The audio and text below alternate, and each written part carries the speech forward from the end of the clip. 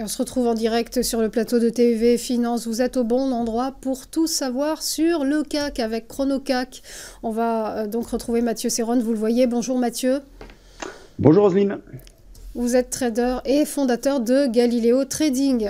Alors l'indice parisien a nettement régressé vendredi dernier, tout en maintenant le cap des 8000 points. Moins 1,11%, ça pique un peu car c'est tout simplement la plus forte chute du CAC en 3 mois. Alors question, un changement de tendance est-il en vue pour autant ? Alors la réponse est non. En ce qui concerne la tendance, il n'y a pas de changement. Moi, j'ai allumé mardi dernier un petit warning avec la rupture notamment du support des 8100, 8120. C'est vrai que, et on en parlait régulièrement sur votre antenne, on avait l'indice qui calait depuis quelque temps. Ça faisait environ 2 semaines qu'on latéralisait entre les mêmes limites. Malgré quelques petits plus hauts en séance, il n'y avait pas de confirmation en clôture. Et il a suffi d'indicateurs économiques meilleurs que prévu, puisqu'en début de semaine, c'était l'ISM qui est ressorti meilleur qu'attendu, montrant une bonne santé de l'économie américaine pour que les marchés baissent. Parce qu'on est dans une phase de marché assez particulière où ce qui est bon pour l'économie est mauvais pour une baisse des taux à venir. Et les investisseurs n'ont que ça en tête. C'est vraiment l'évolution des taux et la baisse des taux qui est très attendue. Alors, il y a quelque temps, on était sur 7 baisses de taux anticipées. Il n'y a pas si longtemps, la semaine dernière ou celle d'avant, on était sur 3. Puis maintenant, on a l'impression que si on en a une, ça serait déjà pas mal. D'ailleurs, quand on regarde un petit peu les consensus, à 57%, le consensus est estimé à 57% pour une baisse des taux au mois de juin. Donc, on voit que c'est très équilibré. Donc, des marchés qui sont drivés par des statistiques économiques et par des discours des banquiers centraux. Et c'est ça qui a précipité la baisse, notamment mercredi soir, avec certains discours de banquiers qui calment un petit peu le jeu. Il y a toujours de l'inflation. On n'est pas pressé d'agir.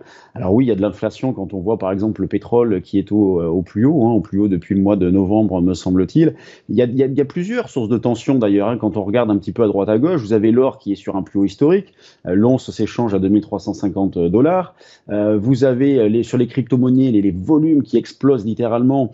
Le mois dernier, on a fait le double du mois d'avant. Donc, on est vraiment sur des choses extraordinaires. Les taux, le 10 ans américain, sur des plus hauts aussi du mois d'octobre ou du mois de novembre. Donc, il y a ces petites choses-là à signaler, mais quand on regarde au niveau des tendances, voilà, j'en reviens à votre question, il n'y a pas de remise en question, une neutralisation au mieux, à court terme. Sur le fond, la tendance reste toujours très haussière, et elle va l'être, cette tendance, elle va le rester, cette tendance, selon moi, haussière, tant qu'on est au moins au-dessus de 7850. Alors, vous voyez, c'est pas à côté, il y a encore de la marge, mais le mouvement de hausse étant tellement important qu'on ne peut pas avoir une remise en question proche, c'est tout simplement pas possible.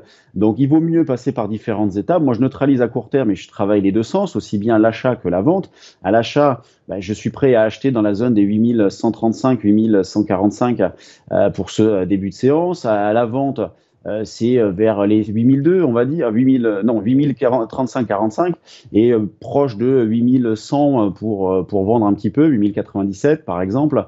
Donc, c'est des petites choses comme ça pour pas des écarts très importants. Là, je vais passer par une phase de navigation à vue. Autant jusqu'à présent, c'était achat systématique sur des replis avec des probabilités de rebondir qui étaient très fortes. Là, elles le sont un petit peu moins, donc je navigue à vue. J'hésite pas, même si la volatilité a un petit peu augmenté du fait de la baisse, j'hésite pas à m'appuyer sur les options, notamment pour fermer des risques, pas tellement pour jouer du directionnel, parce que j'ai pas beaucoup d'idées sur le fond, mais plutôt pour fermer des risques, m'appuyer dessus pour faire des écarts sur le futur.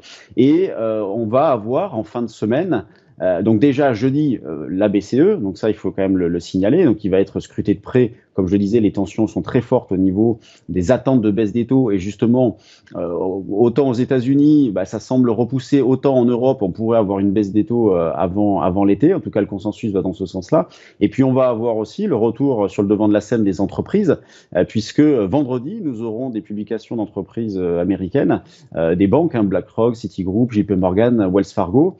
Donc, voilà, la micro, on va dire, sur le devant de la scène, qui va reprendre un petit peu le relais des statistiques et tout ça, mais voilà, pas de remise en question de tendance. Sur le CAC, on est neutre à court terme, sur le DAX, idem, sur le SP500, ça reste toujours haussier, mais sur tous ces indices-là, les tendances de fond, elles aussi restent haussières.